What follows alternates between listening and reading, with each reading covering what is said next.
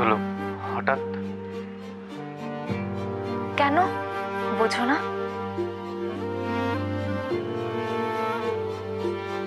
কি কি বুঝবো আমি ঝিলমিল? আমাকে আমার কথা তুমি এতটুকু ভাবো না বলো? হ্যাঁ, হুট করে না বলে বেরিয়ে চলে গেলে। আরে আমাকে তো একবার বলে যেতে পারতে তুমি।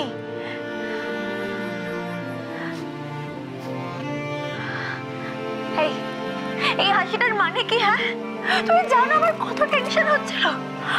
একটা সময় আমার তো মনে হচ্ছিল তুমিও বোধহয় দাদা ভাইয়ের মতো। আর এগুলো কি তুমি সত্যি মন থেকে বলছো ঝিলমিল? ও, তোমার এগুলো মিথ্যা বলে মনে হচ্ছে, তাই তো? জানি না, আমি না ঠিক বুঝতে পারি না।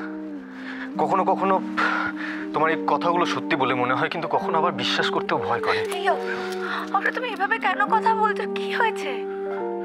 আচ্ছা ধরে নাও যে দাদা ভাইয়ের মতন এরকম একটা ঘটনা আমার সাথেও ঘটলো, আর আমি হয়তো প্লিজ না, একদম না।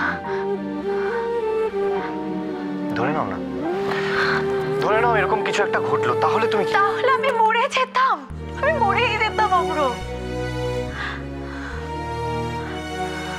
বৌরানী দাদা ভাইকে মরতে মরতে ফিরিয়ে এনে দিয়েছে, বাঁচিয়েছে দাদা ভাইকে, নতুন জীবন দিয়েছে দাদা ভাইকে।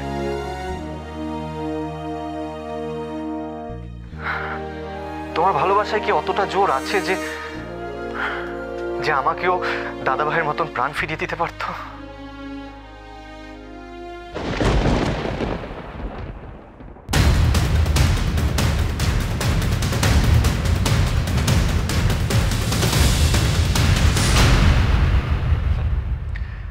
জোর দিয়ে বলতে পারছো না, তাই না?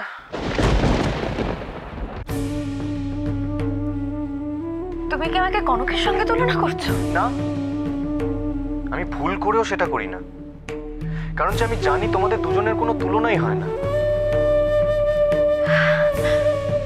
অব্র, সবাই তো আর একরকম হয়ও না। হ্যাঁ, একদম ঠিক, একদম ঠিক।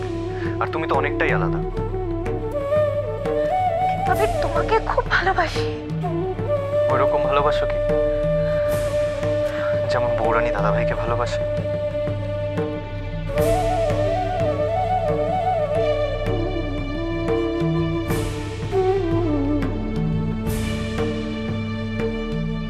ছোটদা ভাই, হ্যাঁ বল, কি হয়েছে? না, আমি তোকেই ডাকতে আসছিলাম। ছোট মা তোকে একটু ডেকে পাঠিয়েছে। কেন? জানি না। আচ্ছা ঠিক আছে, চল চল, আমি যাচ্ছি তোর সাথে, চল।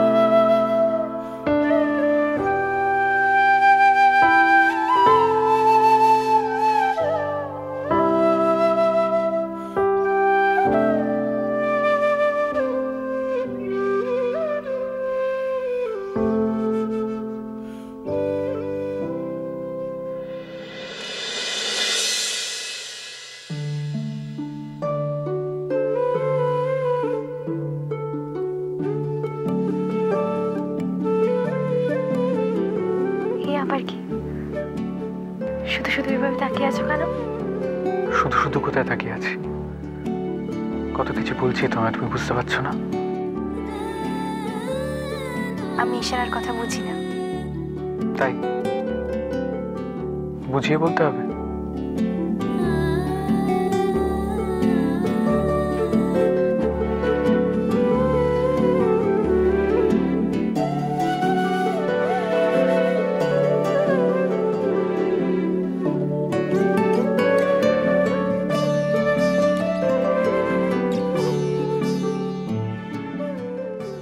I love you.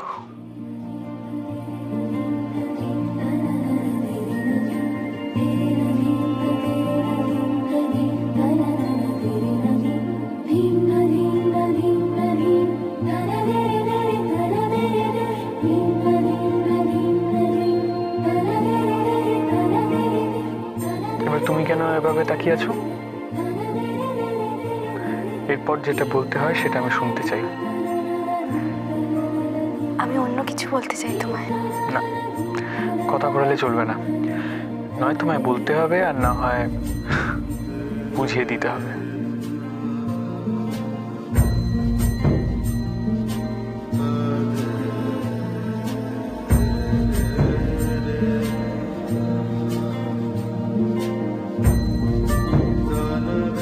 তুমি বাবা হতে চলেছ।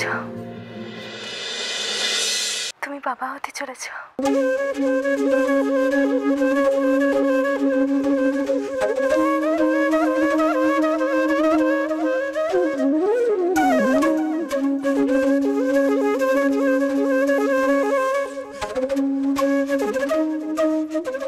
কি কি বললে তুমি কনক?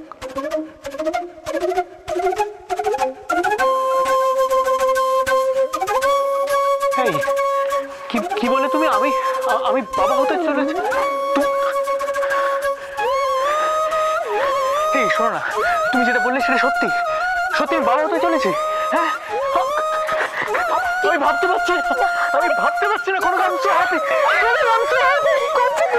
আমি জানি না, আমি জানি না আমি কি হচ্ছে। আমি হ্যাপি বুঝেছো? দরজা খোলা রয়েছে, দরজা খোলা। তুমি জানো কেন, তুমি শুধু আমাকে আমাকে মৃত্যু থেকে ফিরিয়ে আনোনি, তুমি আমাদের ফিউচারটা আরো সুন্দর করে সাজিয়ে দিয়েছো। আমি যে কতটা হ্যাপি আমি তোকে বোঝাতে পারবো না। আমি কি বলবো? কিচ্ছু বলতে হবে না, কিচ্ছু বোঝাতে হবে না। আজ সব কথা থাক।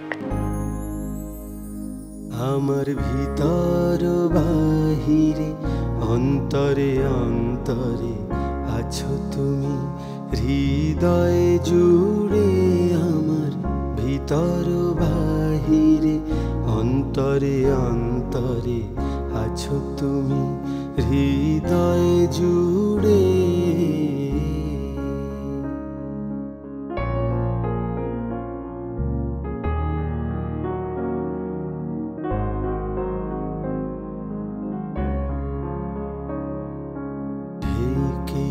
রাখে যেমন কুসুম পাপড়ি রব ডালে ফসলের ঘুম, ঢেকে রাখে যেমন কুসুম পাপড়ি রব ডালে ফসলের ঘুম, তেমনি তোমার নিবিড় চলা, তেমনি তোমার নিবিড় চলা, মরমের মূল পথ ধরে আমার ভিতর বাহি।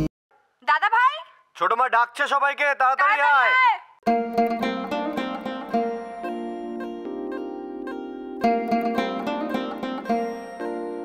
চলো।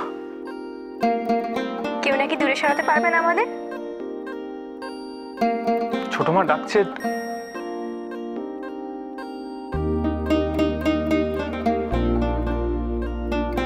বেশ,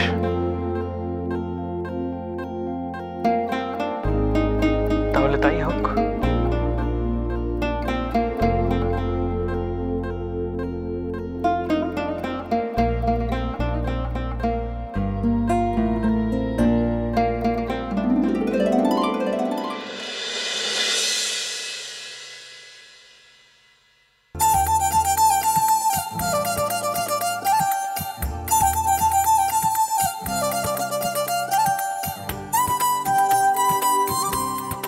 Stupid.